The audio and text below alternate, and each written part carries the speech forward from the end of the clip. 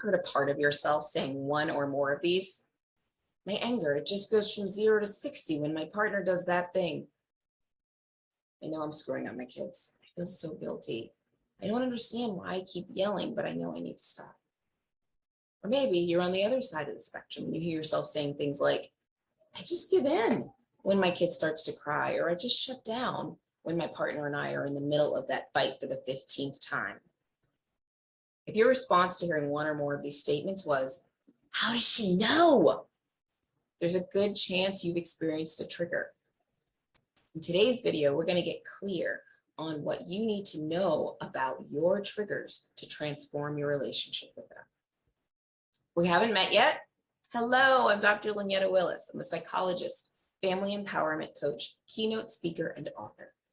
I help frustrated families break free from stable misery in their parenting and in their partnerships so they can create more harmony and joy in their homes. If the statements I shared a moment ago sound familiar, the first thing I want you to know is you're not alone. I was able to share these quotes not because I bribed Siri and Alexa to allow me to listen in on your family conversations, but because these are actual phrases from my parenting clients and my couples clients. They use these exact words and phrases to describe their triggers. So you see, it's not just you. Now let's start out by defining a trigger, okay? It's those moments when our child or our partner says or does things that awaken within us difficult emotions such as fear, powerlessness, or anger. And when those emotions wake up, we may react in ways that go above and beyond what the situation needs. A shortcut definition I like to use is, you know you're triggered when you bring an atom bomb reaction to a laser beam moment. This happened to me recently with my kiddo. It was a school day. Thought we had it all together. Right? Kids got up, dressed, fed, book bags packed, lunches packed. I felt like super mom away. We drive to school, we pull up, and I say, bye, babies, I love you. And in that moment, my son gives me a wide-eyed look. You know that look? You know that look. Right? And I ask the question that I really don't want to know the answer to. What?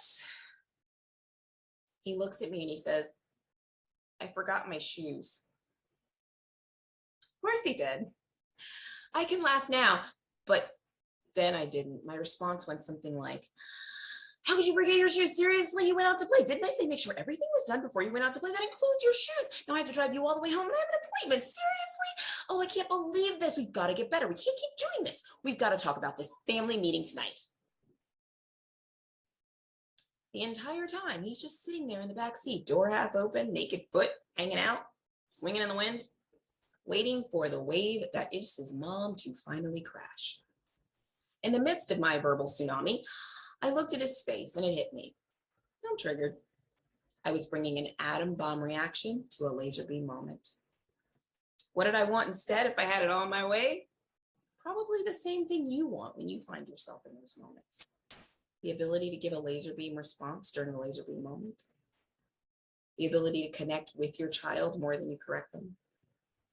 The ability to notice when your stuff is getting in the way of how you want to respond, and the ability to know what to do instead. Does that sound about right? But that's hard when we're triggered, right?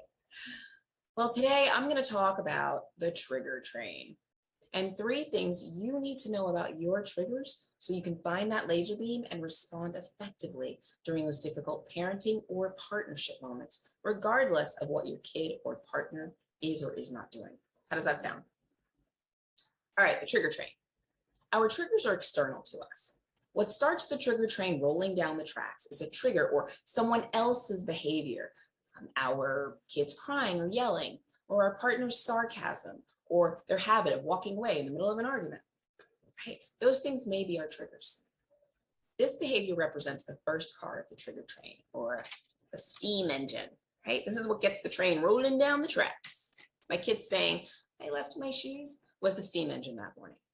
The next car contains our stories, the stories in our head, or the thoughts about ourselves, our child, our partner, or the situation. For me, it was, crap, if my kid can't remember his shoes, how's he going to take care of himself when he's older? I don't want him living in my basement when he's 40. The third car represents our intense, difficult feelings, that their behavior triggers in us. For me, it was anger, overwhelm, bit of fear. And the fourth card contains our intense reactions, yelling, shaming, blaming. For me, it was a long, useless, self-righteous lecture they probably wasn't listening to anyway.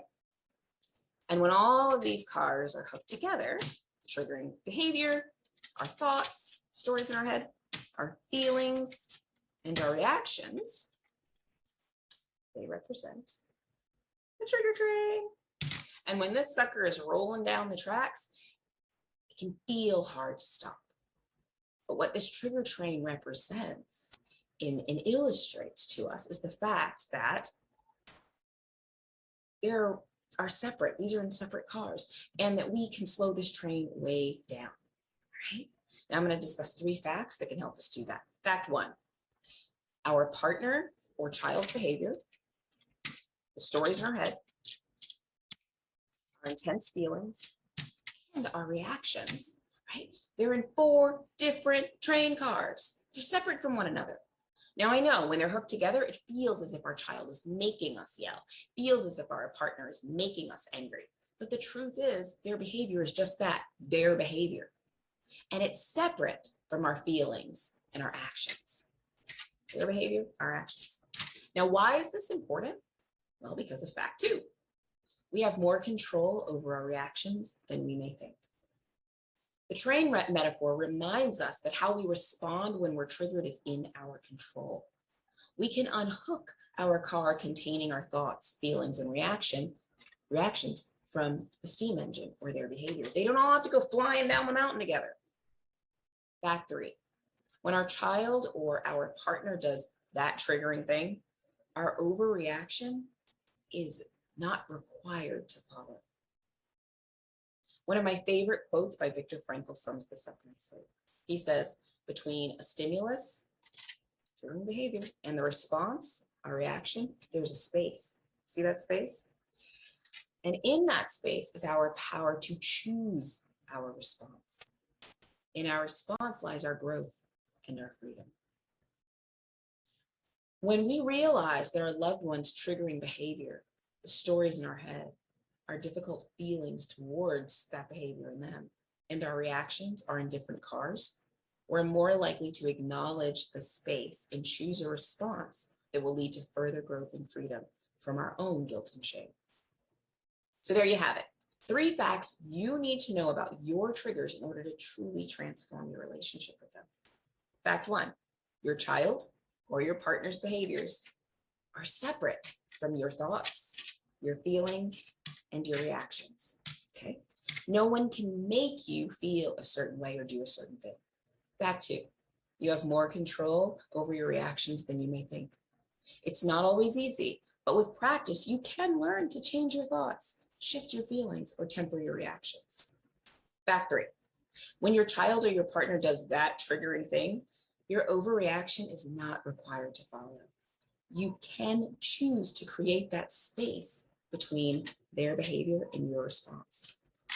And the more you practice this, the more you begin to realize just how much freedom and power you truly possess. When we understand these things about our triggers, we can effectively manage them better. Stay connected to our partner during high stress moments. Spend less time feeling guilty or questioning our actions towards our children.